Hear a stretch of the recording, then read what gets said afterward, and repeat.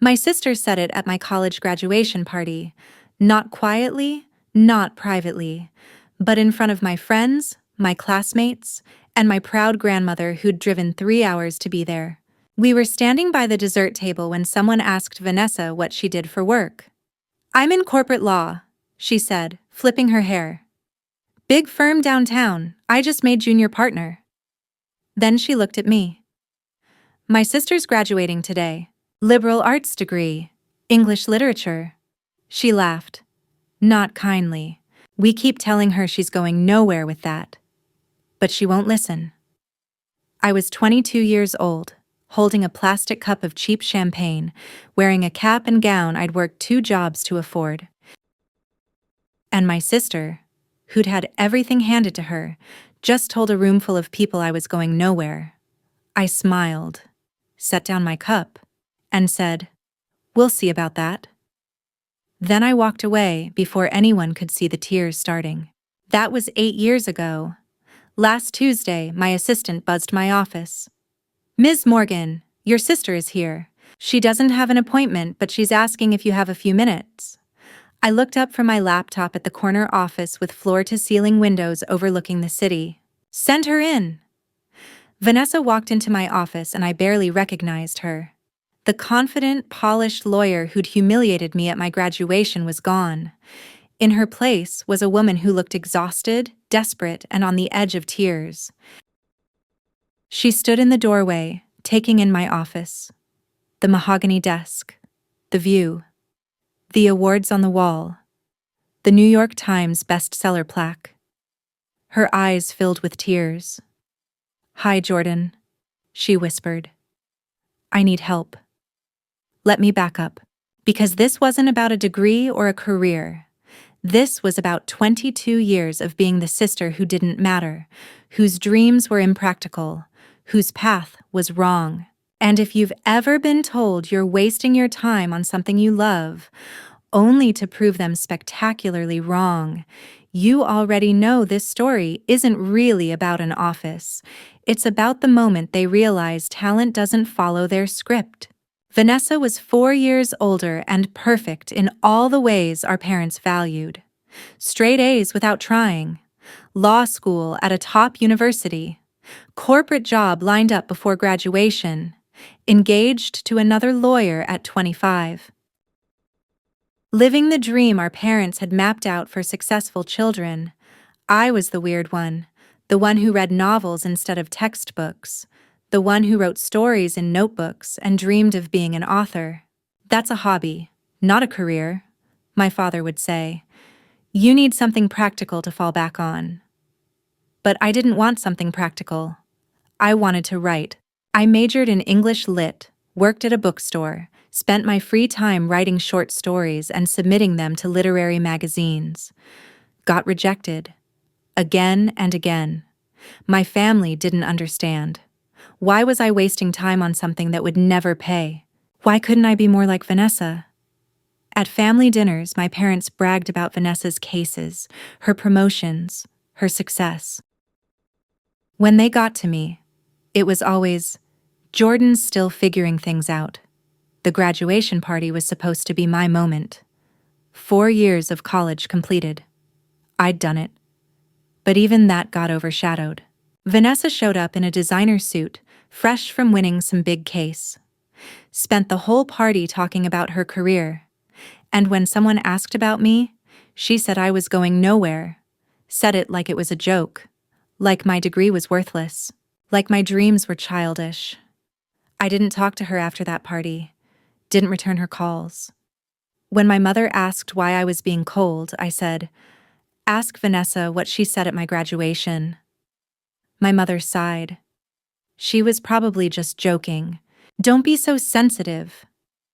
That's when I understood. My family would never see my path as legitimate. So I stopped trying to make them see it. After graduation, I moved into a tiny studio apartment, worked full-time at a marketing agency writing copy. Wrote fiction at night and on weekends, submitted to agents, got rejected by 43 of them. The 44th said yes. She loved my manuscript.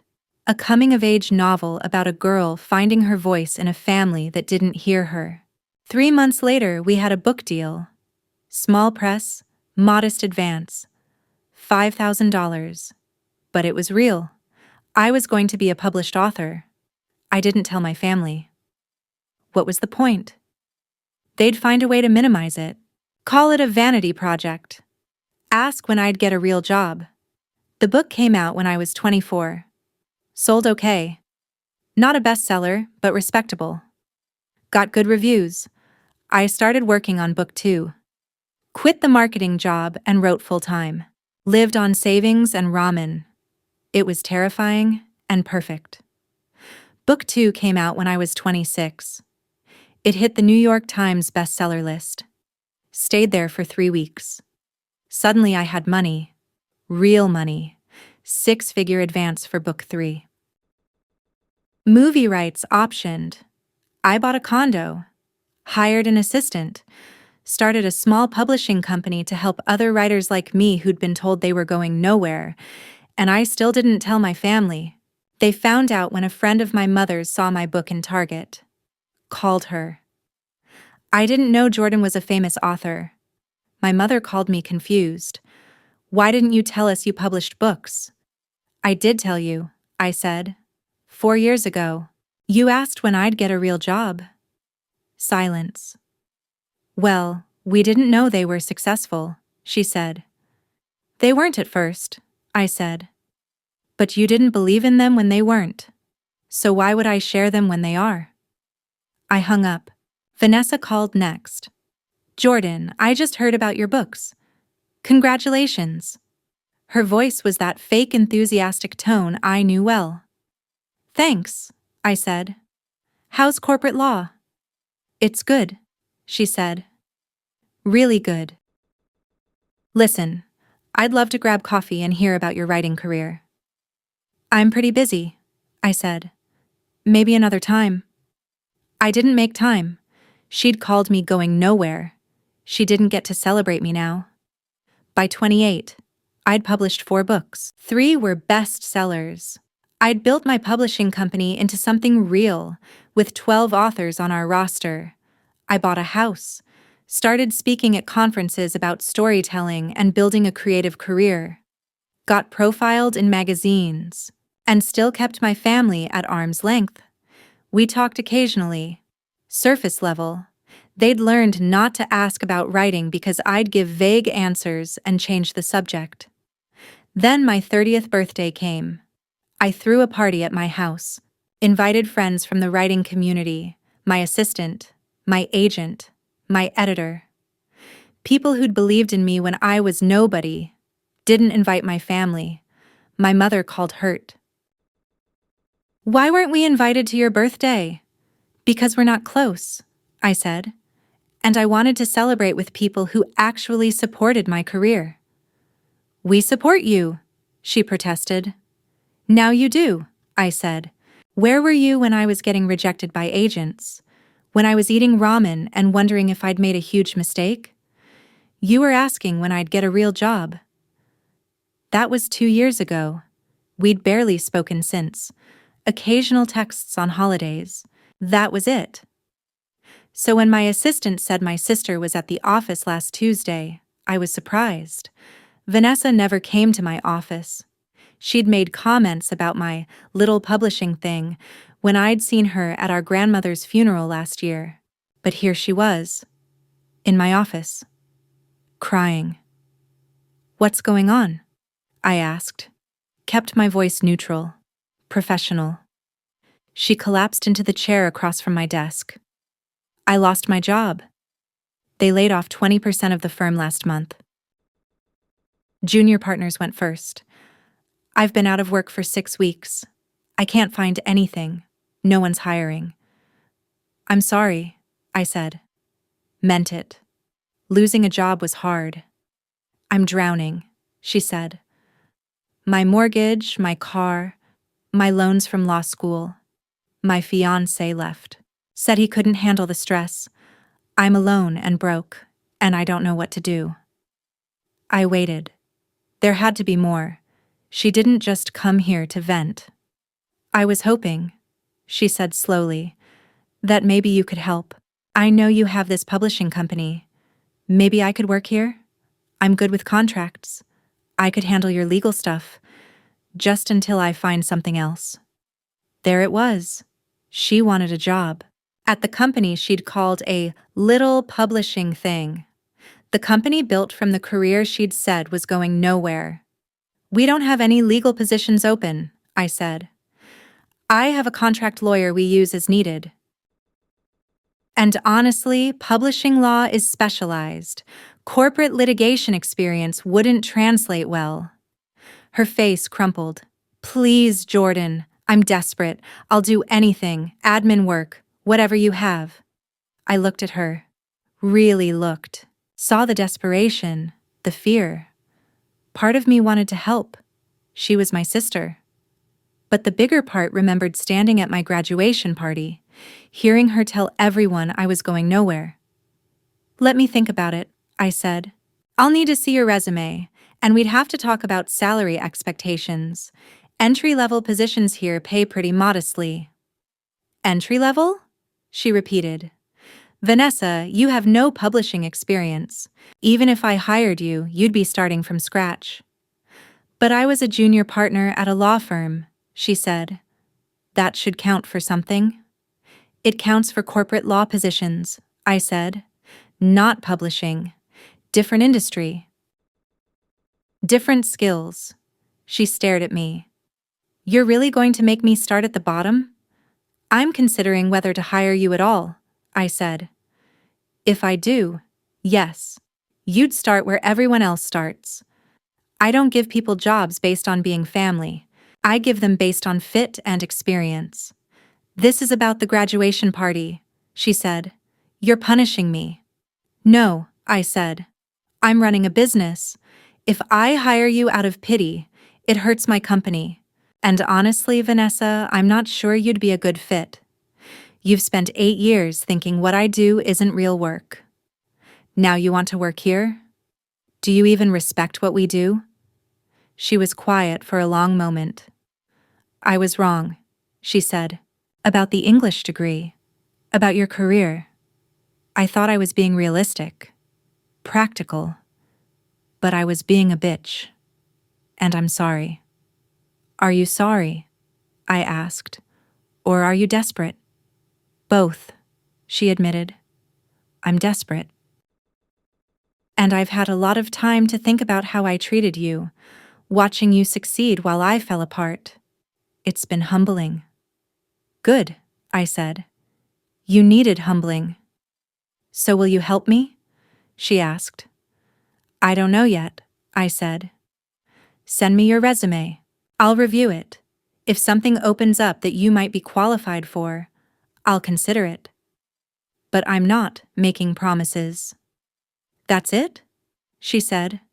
After everything? That's all I get? What did you expect? I asked. You come to my office, the office of the career you mocked, and ask for a job. I'm being generous by even considering it. She stood up. You're enjoying this. Seeing me desperate. It's revenge. Maybe a little, I admitted, but mostly I'm just protecting my company. I've built something real here, something that helps authors achieve their dreams. I'm not risking that to give you a safety net you don't appreciate. She walked to the door, stopped. I read your books, she said. All of them. After Mom told me about them. They're really good, Jordan. You're talented. I should have said that years ago. Yeah, I said. You should have. She left. I sat at my desk for a long time after, staring at the door she'd closed. Felt a complicated mix of satisfaction and sadness. I'd wanted this moment for 8 years. Wanted her to see that she'd been wrong, that I wasn't going nowhere, that I'd built something she couldn't understand or dismiss. And now that I had it, it felt hollow. That night, I called my agent. Weird day, I said. My sister came to my office asking for a job. The one who said you were going nowhere? She asked. She remembered. I'd told her that story years ago when we were celebrating my first book deal. That's the one. What did you say? That I'd think about it, I said. What should I have said? What do you want to say? She asked. I thought about it. I don't know. Part of me wants to help her. She's family. But part of me wants her to struggle the way I did, to understand what it's like when people don't believe in you. Those aren't mutually exclusive, my agent said. You can help her and still make her earn it. Make her prove she respects what you've built. I thought about that conversation for days. Looked at Vanessa's resume when it came through. It was impressive in a corporate law way, but nothing that translated to publishing. No writing experience. No editorial eye, just contracts and negotiations. Then I had an idea. I called her. I reviewed your resume, I said. I don't have a position that fits your experience, but I have a proposition. Okay, she said cautiously. I'm starting a mentorship program, I said, for writers who want to pursue careers in creative fields but don't have support. Writers like I was. I need someone to handle the legal and administrative side, contracts, agreements, program structure. It's part-time, 20 hours a week. Pays $40,000 a year. Silence. That's less than a third of what I made, she finally said. I know, I said, but it's what we pay for part-time work. And it's real work. Important work. You'd be helping people chase dreams their families told them were impossible. Like you, she said. Like me, I confirmed. If you want it, it's yours. But only if you actually want it. Not because you're desperate. Because you believe in the mission. She was quiet for so long I thought she'd hung up. I want it, she said. I want to help. I want to understand what you did. How you did it. And maybe make up for not believing in you. Okay, I said. Start Monday. And Vanessa, this isn't charity. I expect you to work hard, to care, to show up. I will, she said. I promise. Monday came. Vanessa showed up at 9 a.m. in jeans and a sweater. Not the power suit I'd always seen her in. She looked nervous. Where do I start? She asked. I walked her through the mentorship program, showed her the contracts we'd need, the administrative systems, the mission statement I'd written about supporting creative careers. She listened, asked good questions, didn't once mention her law firm experience, just focused on what needed to be done. Over the next few weeks, I watched her work. She was good, detail-oriented, professional. She met with potential mentors, drafted agreements, built out processes, and she read. Every manuscript we published, every book our authors released, started understanding the work. 2 months in, I found her crying at her desk. What's wrong? I asked. I'm reading a manuscript from one of our mentees, she said. She's 23. Her family told her writing was a waste of time. This could have been you. It was me, I said. That's why we do this. She looked up. I'm sorry I didn't see it at graduation. All those years. I thought success was linear. Get the degree, get the job, make the money. I didn't understand that creating something meaningful was harder and braver than following a script. You're seeing it now, I said. That's what matters. Am I doing okay here? She asked. Honestly? You're doing great, I said. Better than I expected. You care about the work. That's what I needed to see. 3 months later, Vanessa landed an interview at another firm. Corporate law. Big salary. She came to my office. I got a job offer, she said. Senior associate position. It's good money. I could move back into corporate law. Congratulations, I said. Meant it. What are you going to do? I don't know, she said. The money's better. But the work here feels more important. I'm helping people like you. People who got told they couldn't. That matters. You don't have to choose based on what I want, I said. Choose based on what you want. What if I want both? She asked. What do you mean? What if I stayed here part-time and took the firm job part-time? Split my time. Keep doing this work because it matters, but also rebuild my law career. I thought about it. That could work. The mentorship program doesn't need someone full-time yet. If you can balance both, I'm open to it. She smiled. Thank you for giving me this chance, for letting me prove I've changed. You did prove it, I said. You showed up. You worked hard, you cared. That's all I needed. She stood, started to leave, turned back. For what it's worth, Jordan, I'm proud of you. I should have said that 8 years ago. I'm saying it now. Thank you, I said. That means something. That was 6 months ago. Vanessa still works part-time for the mentorship program, takes her corporate law job part-time. She's rebuilding her career but keeping one foot in the creative world. We have dinner sometimes, talk about work, life, the past. We're not close the way sisters in movies are. Too much history. But we're honest, real, building something new. Last month we went to a family dinner. First one I'd attended in 3 years. My parents asked about my books. Actually asked. With genuine interest. I told them about the new one, about the publishing company, about the mentorship program. My father said, "We should have believed in you sooner." Yeah, I said. You should have. We're proud of you now, my mother said. I know, I said. But I don't need that anymore. I needed it at 22. At 30, I'm proud of myself. That's enough.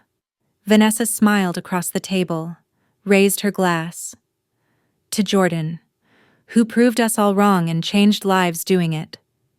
We clinked glasses. It wasn't redemption. It wasn't forgiveness. It was acknowledgement that I'd been right to follow my path, that they'd been wrong to doubt it, that success doesn't follow scripts. It follows passion, work, and stubborn refusal to accept other people's limitations. The office where Vanessa cried asking for help is the same office where I sign book deals now, where I mentor writers, where I prove every day that going nowhere with an English degree was the best decision I ever made. Because I went somewhere they couldn't see, somewhere they couldn't measure, somewhere that mattered more than any corporate ladder. If you've ever been told your dream is impractical, your passion is pointless, your path is wrong, this story is for you. You don't need them to see it. You need to see it, build it, live it. And one day, they'll come to your office asking for help. And you'll have the choice to extend grace or draw boundaries. Either way, you'll know you were right to bet on yourself. Tell me in the comments, have you ever had someone dismiss your dreams only to ask for your help later? How did you handle it? I read every story, and if you want more stories about people who proved the doubters wrong and built something beautiful from their impractical dreams, subscribe. There's always another artist becoming what they were told they couldn't be.